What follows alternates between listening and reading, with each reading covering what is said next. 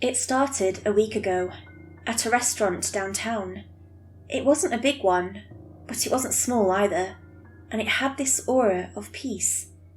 I was eating there across from my friend, Lexi, when I first saw him. There was this figure, this silhouette of a person, right up against a window, eating without a care in the world. Of course, there's nothing wrong with eating, no. But the way the man ate, it was strange, to say the least. He was eating spaghetti, but with his bare hands.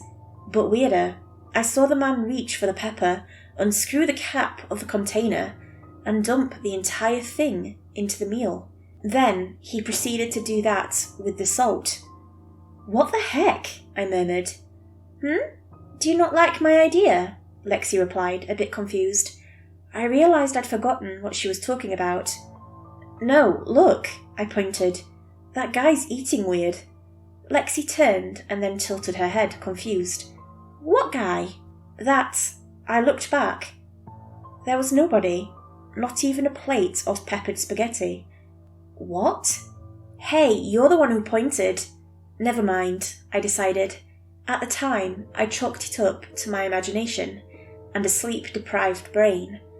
I'd been staying up at night for hours studying, and I'd only gotten a mere 5 hours of sleep before. So I turned my attention away from the strange man and back to Lexi, and as the hours passed, I'd forgotten all about the man and his mysterious desire for salt and pepper. But that wasn't the end of it. No, there was so much more to come.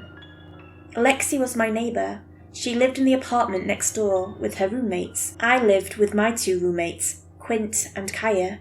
I actually met Lexi through my roommates, who apparently all knew everyone living next door. They introduced me to her once I moved in, and we became fast friends after that.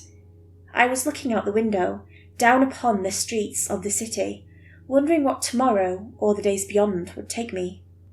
I looked at the streets, watching people waltz here and there, and then I noticed the man from before. He was looking up at my building with this twisted smile on his face, like he was mocking someone. For a second, I was afraid he was looking right at me, deep into my eyes, when I realised that no, he wasn't. He was looking at the balcony next door. No, past the balcony, past the window, into Lexi's apartment. What the heck? I rubbed my eyes, confused. Was it the same man I'd seen at the restaurant? But no, he wasn't real. No plate had been left behind, and Lexi hadn't seen the guy, just me. Was I hallucinating the whole thing? I went back inside to find my phone, to take a photo of this guy. If he was real, and for some reason, looking into Lexi's apartment, I could get the police involved in case it went further. But by the time I'd gotten my phone, the guy was gone. There was just nothing where he'd been earlier, no trace of him. No, the guy was gone, as if he'd never been there to begin with. Instead, this couple was there, taking a photo of themselves against the light of the moon. Confused, I sank back into my bed and closed my eyes. I fell asleep moments later. I needed it, and by the time I neared the edge of sleep, I decided I was probably hallucinating as a result of, again, sleep deprivation. When I saw the man again, the next day, I was convinced it wasn't a hallucination. I was at class with Lexi, sitting next to each other as usual, and watching the weirdly young professor teach something about physics that related to humanity somehow. There was something in the corner of the class theatre, right near the door. It was crouching and covered in dark, moist fur. When I'd passed as I entered class, I assumed it was the professor's dog, but then I swore I'd heard the professor talk about an allergy to dogs. I focused on the thing in the corner and nearly screamed when I realised it wasn't a dog, but the same man, crouched and covered in hair, looking not at me, but at an unassuming, focused Lexi. What the hell was going on?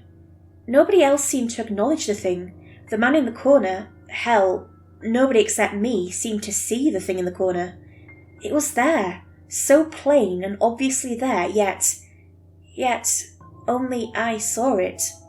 Only I saw its twisted grin, its broken, sharp teeth in that twisted smile. And the teeth, they were all canine, carnivorous, and had this distinct tinge of a dark red stain. I could only hope it wasn't blood. I tried to take a photo of the thing, but when I did, I ended up with nothing. There was just a dusty old corner, no man, no thing with sharp blood-stained teeth. "Alicia," Alexia began later after class. "Are you okay?" "Huh?" I replied, still thinking about the thing I'd seen in class. "What?" "Are you okay?" she repeated. "You look kind of nervous." I was about to make some excuse about being nervous for exams when I noticed the man from earlier across the street, looking right at Lexi. Have you noticed someone following you?" "No. Why?" she simply stated. "Have you seen someone following me?" "Yeah," I confessed.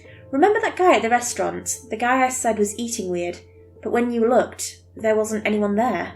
"Right, what about it? Is he—" "He's been following you," I blurted.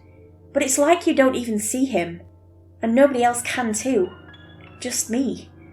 I don't know how it works and all, but I saw it, him in class in the corner, and I swear the thing had sharp teeth stained with blood, and I tried to take a picture of it, but, well, nothing came out." "Right," Lexi murmured. "Yeah, Alicia, you definitely need more sleep." I looked back at the thing across the street. The thing's smile was wider now, like a clown mocking the audience. Mocking me. "Yeah, maybe," I replied, defeated. "I definitely need more sleep." And so, defeated, that's what I did. I walked straight home and slept.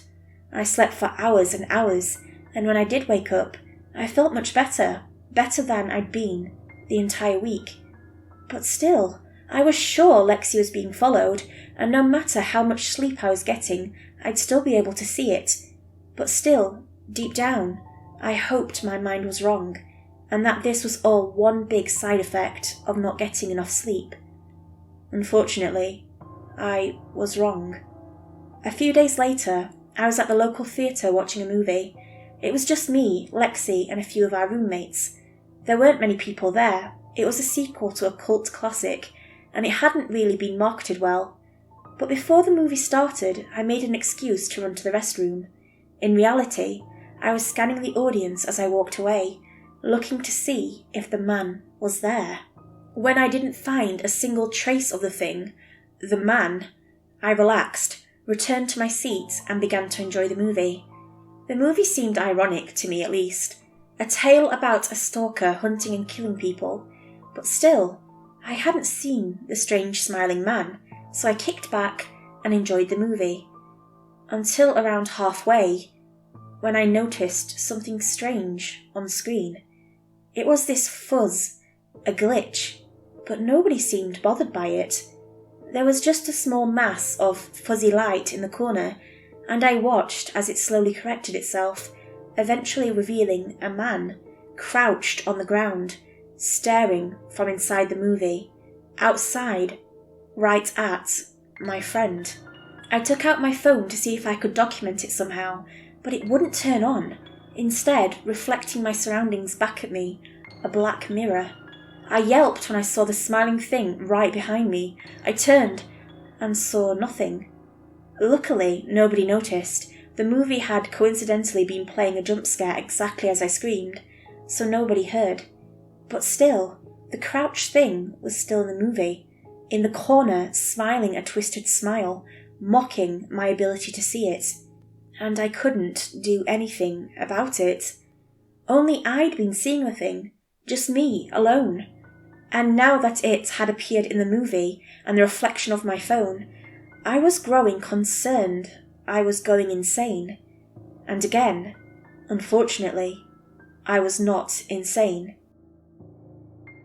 Lexi went missing the next day. Just gone. Vanished. like she was removed from the universe. Her roommates woke up and couldn't find her anywhere. It wasn't a rare thing. Lexi often woke up early to go for a run before the city woke. But when hours passed and she didn't come back, we all began to grow concerned.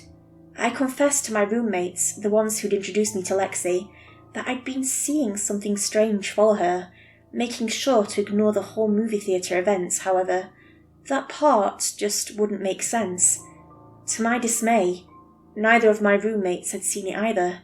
Still, it seemed like evidence enough to report her missing, though, despite my words, we weren't taken that seriously. How incompetent. Anyway, we took to searching the city, looking for her, looking in all the places she usually hung out. The library, the bakery, the university. But no, she wasn't anywhere. She was just gone. When we finally returned back to the apartment, we were all exhausted. By now, we convinced the authorities to help us search. But still, nothing was found. Well, not exactly. I'm not sure why, but my roommate, Quint, they keep looking back and shrugging, almost like something was watching us, following. It reminded me of, well, me, looking at the thing that was following Lexi. They found Lexi the next day. It was way past midnight, around 4 when the police knocked on the door. They found something, bits and pieces of clothing. Lexi's. That wasn't all. The clothes were torn, as if bitten by a mouth full of teeth, and further, they'd also found this matted, coarse fur all over it. A wild animal attack, they claimed, and yet they weren't sure where the hair had come from. No animal seemed to have hair like that, and the fact that there was no body gave them hope that she may still be alive. But while they don't know what took her, I do. That thing, that rotten, smiling thing, took her. I don't know how or why, but I know it was that thing. And that was that. Since then, I haven't seen the thing. No trace of its smiling, twisted face. No trace of its bizarre ways of eating. It was gone. Gone from my life. Just like Lexi. I'd hoped so, at least. Yesterday, though, Quint pulled me aside, a note of concern in their voice. Apparently, ever since Lexi had vanished, they'd been seeing something strange out of the corner of their eye. Something watching me that only they could see. Something that looked like a man with a twisted smile staring directly at me.